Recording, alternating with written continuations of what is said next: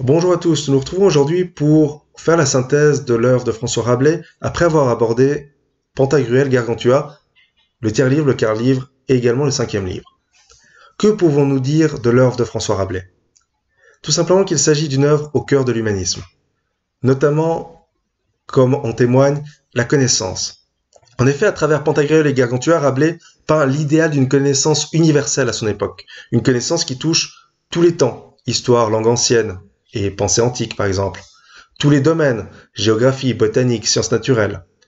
La connaissance de la nature occupe d'ailleurs une place particulière dans son programme, puisque Rabelais est également médecin, et ses études l'ont conduit à observer le corps humain, l'anatomie, la dissection. D'autre part, en revenant au texte antique, par-delà le Moyen-Âge, qui réfléchissait beaucoup sur la métaphysique, c'est-à-dire sur les causes et les principes abstraits qui régissent le monde, Rabelais retrouve aussi le goût de l'observation concrète des faits, physique, géographique et botanique, qui caractérise d'ailleurs les auteurs latins. Il faut donc connaître et suivre la nature et non la mutiler en l'homme. D'où l'idée d'un rythme naturel de l'éducation, de la vie, tel qu'il est présenté par exemple dans l'abbaye de Thélème. De même, concernant l'action, Rabelais décrit un programme d'éducation qui puisse amener un prince humaniste à l'exercice du pouvoir. C'est là tout l'objet finalement de cette formation. Les tâches royales sont beaucoup plus étendues qu'elles l'étaient au Moyen-Âge. Gargantua doit conduire son armée, mais il doit aussi organiser l'abbaye de Thélème, ce qui est signe d'une époque où finalement on n'a plus forcément de distinction entre pouvoir religieux et pouvoir politique. Parce que Rabelais critique de plus en plus d'ailleurs les cadres de l'Église, toute cette hiérarchie ecclésiastique qui est absente notamment de l'abbaye de Thélème. C'est le souverain qui va fonder l'abbaye et c'est lui qui va établir le règlement. Et après la guerre défensive qu'il a menée, puisque le roi doit protéger son royaume, Gargantua va organiser le pays vaincu sans l'annexer, ni le piller. C'est le devoir d'un souverain d'être responsable et d'être pacifique. C'est comme ça que s'articule la pensée humaniste à l'époque. De la même manière, les questions économiques ne sont pas oubliées. Dans son enfance, le roi, le futur roi même, va visiter les artisans. Dans une autre période, il va, avec Panurge, discuter des dettes, comme nous l'évoquions précédemment. Le souverain est aussi responsable de l'économie de son pays. Et donc, l'éducation humaniste tend vraiment vers une fin tout à fait pratique. L'exercice du pouvoir, l'organisation du royaume, tout ça montre que les discours pédagogiques n'est pas clos sur lui-même, qu'il forme les futurs acteurs de la société qu'espère la Renaissance. Enfin, concernant la religion, Rabelais fait dans son œuvre la satire du catholicisme, qui a une attitude qui est souvent coupée du monde, avec la vénération des reliques, beaucoup d'hypocrisie, le goût pour la dispute et l'obscurantisme. Et pourtant, il va quand même donner une forte instruction religieuse à ses héros, une instruction qui prend directement sa source dans les textes sacrés. Et c'est là bien une position nouvelle, c'est celle des évangélistes, c'est celle des réformateurs de l'Église, autour d'Érasme, autour de Marguerite de Navarre, à laquelle est notamment dédié le tiers-livre. Il prône la connaissance exacte des textes bibliques, soit par une lecture personnelle du grec ou du latin, soit par la vulgarisation de ces textes. Le but, c'est de rendre ces textes accessibles au plus grand nombre, et non plus de lire les commentaires de commentaires de commentaires. Il faut se détacher de ces textes copiés et recopiés par l'Église. Il faut aussi se détacher des biens matériels dans l'Église. Il faut abandonner le culte des saints et accorder une plus grande liberté par rapport à Rome. C'est d'ailleurs ce que Rabelais va transmettre grâce à différents épisodes. L'éducation du prince, la harangue ridicule de maître Janotus de Bragmardo, dont on a déjà parlé, la fondation de Thélème. Tous ces éléments mettent en évidence une réflexion autour de la religion et d'une certaine manière, d'une redéfinition de cette religion, de cette structure religieuse. Ce texte met aussi en évidence le bonheur d'écrire, puisqu'il s'agit de délivrer un message. En choisissant pour héros des géants, Rabelais peut grossir à l'excès chaque trait, chaque caractère, pour rendre plus évident son message. On le voit notamment dans certains épisodes guerriers, où l'absurdité de certaines situations, liées au gigantisme, souligne d'ailleurs l'absurdité générale des hommes se faisant la guerre. De même, l'énormité de ce que mange le géant nouveau-né est un hymne démesuré à la joie de vivre qui doit entourer toute naissance. De la même manière, Rabelais aime symboliser ses idées pour leur donner plus de force. Gargantua et Pantagruel représentent très bien le prince humaniste. Janotus de Bragmardo symbolise à lui seul la sottise de la Sorbonne. Picrochole évoque la folie des conquêtes. Les dettes dont Panurge fait l'éloge représentent le principe d'interdépendance dans la nature, peu importe. Rabelais ne cherche pas à créer beaucoup de personnages, mais le grossissement et le symbolisme compensent la multiplicité des épisodes en garantissant l'efficacité du message. C'est un message qui passe très bien, qui passe très facilement à travers le caractère des différents éléments, des différents personnages. C'est aussi des textes qui disent la joie de vivre. Rabelais n'épargne au lecteur aucune fantaisie pour créer le comique.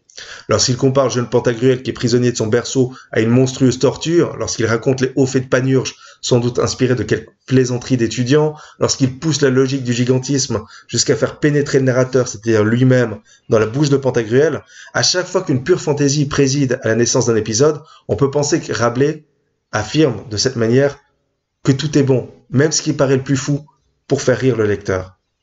Et puisque, grâce au rire, Rabelais veut délivrer un message sérieux, affirmer sa foi en l'humanisme ou affirmer qu'il faut goûter la joie de vivre, cette fantaisie se met au service des idées les plus sérieuses.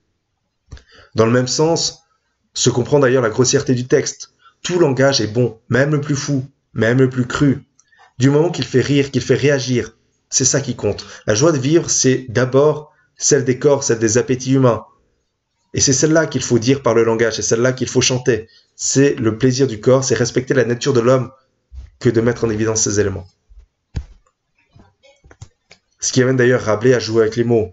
Rabelais s'amuse à écrire, et le lecteur le sent très bien à la lecture. Il cultive les jeux de mots, il en forge de nouveaux, il en crée de nouveaux au niveau des personnages. Il aime accumuler les synonymes, pas forcément pour préciser le sens, mais pour donner encore plus de couleur au texte.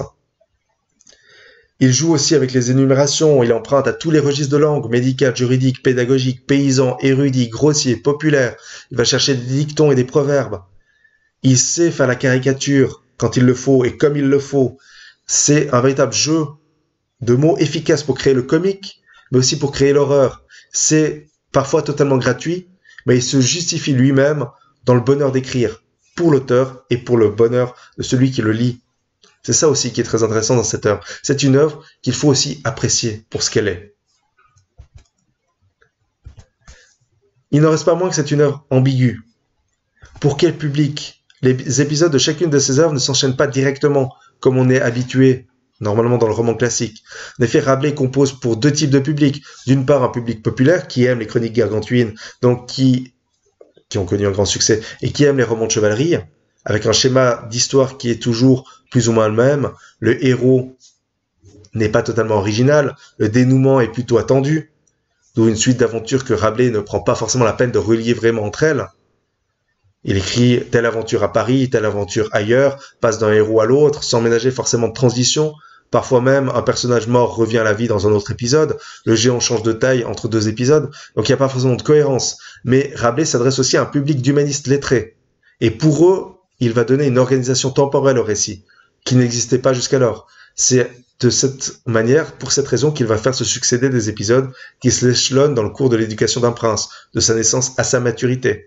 Naissance, éducation, expérience guerrière, gouvernement, etc. Quel objectif derrière tout ça? On ne comprend pas toujours clairement les dessins des auteurs du XVIe siècle, et il peut même nous sembler que Rabelais hésite ou évolue dans son projet, qu'il n'est lui-même pas très sûr de ce qu'il a envie de faire. Qu'en est-il vraiment? Si on comprend le lien entre Pantagruel et Gargantua, c'est-à-dire la volonté de raconter l'éducation d'un prince humaniste, on s'étonne beaucoup plus déjà à partir du tiers livre que Pantagruel, prince, suive Panurge qui est un mauvais garçon dans ses aventures, au lieu de rester gouverneur de son royaume. Il a été formé pour être prince, et en fait, il abandonne son royaume au profit d'un personnage finalement assez peu recommandable. De même que frère Jean quitte Thélème, qu'il a pourtant fondé, pour suivre Panurge également. Panurge représente d'ailleurs tout l'inverse du prince humaniste. Il a tout appris sur les routes, parmi les hommes, et donc pas forcément les plus recommandables. Son habileté lui sert principalement à inventer des ruses, à tromper les gens.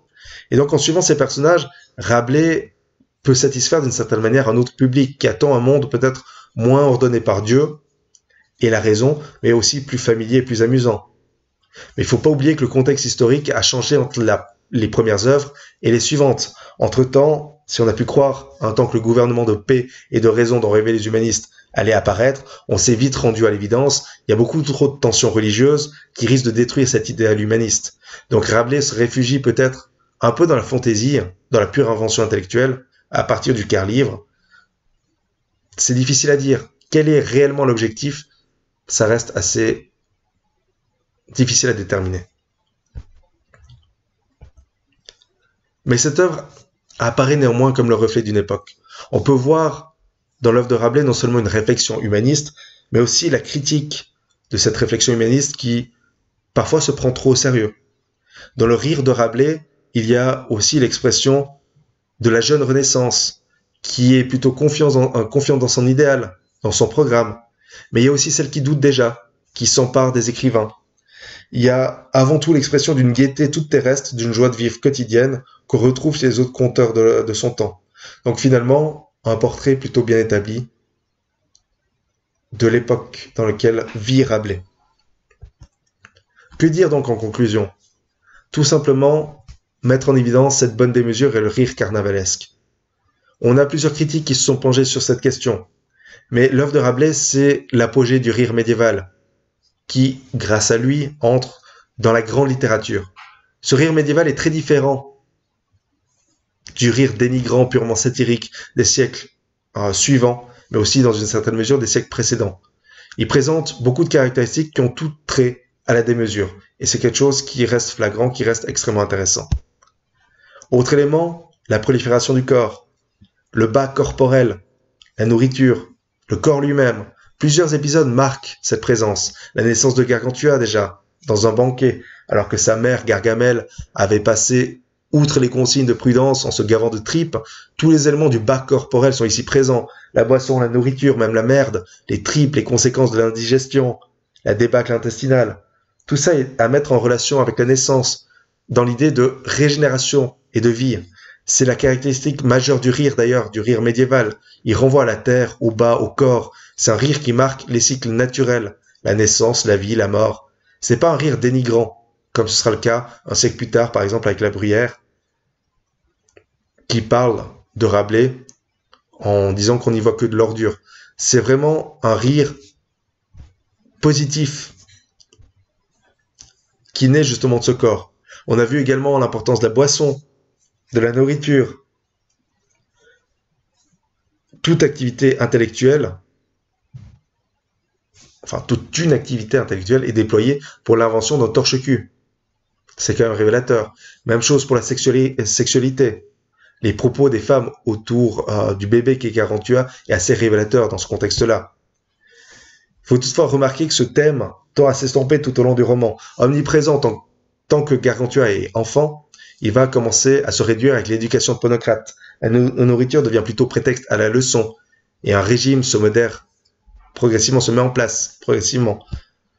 Il va réapparaître quelque peu pendant la guerre, par exemple la jument qui noie une armée, ou le banquet offert aux compagnons guerriers, mais il va ensuite disparaître quasiment totalement à partir de l'épisode de Thélème. Il n'est même presque plus question de nourriture et de sexualité à partir de cet épisode. Donc, apogée du rire médiéval autour de la démesure, autour du carnaval, autour de la prolifération du corps. Tout simplement parce que le rire est libérateur. Libérateur notamment de la mort. C'est surtout comme ça qu'il faut comprendre les épisodes, notamment de Frère Jean. L'outrance, l'acharnement sur les corps dépecés, démembrés, c'est là pour faire rire, pour désacraliser cette mort. C'est un massacre carnavalesque qui n'est pas sérieux. Le motif d'ailleurs, il est carnavalesque. Il faut sauver la vigne qui produit la boisson, le vin, et donc pour ce faire, tuer les ennemis. Frère Jean, c'est à la fois un moine et un diable. C'est la figure typique de ce personnage carnavalesque, capable de transformer n'importe quel texte de son bréviaire en parodie. C'est quelque chose qui libère. Un rire libérateur parce que ce rire s'oppose à la vérité officielle, celle du pouvoir, celle de l'Église, dont le ton est trop sérieux.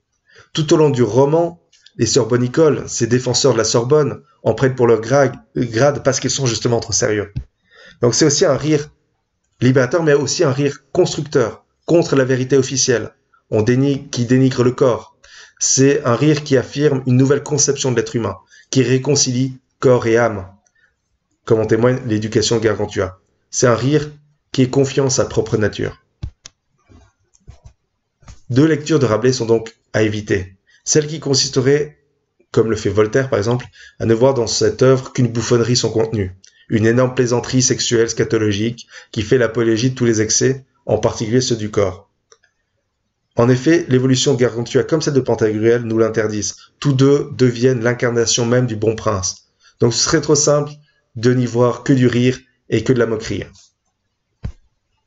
À l'inverse, il faut se méfier aussi de celles qui, au contraire, ne voient dans l'œuvre de Rabelais qu'une leçon humaniste de sagesse et de mesure, comme Erasme dans l'éloge de la folie par exemple.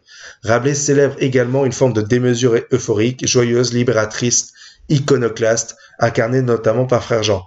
Donc oui, il y a du rire, mais ce rire mène à quelque chose de plus sérieux, sans pour autant que cette dimension sérieuse soit la seule à mettre en évidence. Donc toute la difficulté et tout l'intérêt finalement de lire Rabelais, de lire Gargantua, c'est précisément de faire ces deux lectures simultanément, sans les opposer. Rabelais est à la fois l'héritier du rire carnavalesque et l'un des premiers à exprimer la sagesse humaniste. Voilà ce qui fait sa grandeur, voilà ce qui fait l'intérêt encore aujourd'hui de son œuvre. Nous nous arrêtons ici pour Rabelais. La prochaine fois, nous parlerons de Lyon et du foyer lyonnais. D'ici là, je reste à disposition pour vos questions et comme toujours, je vous souhaite une excellente semaine.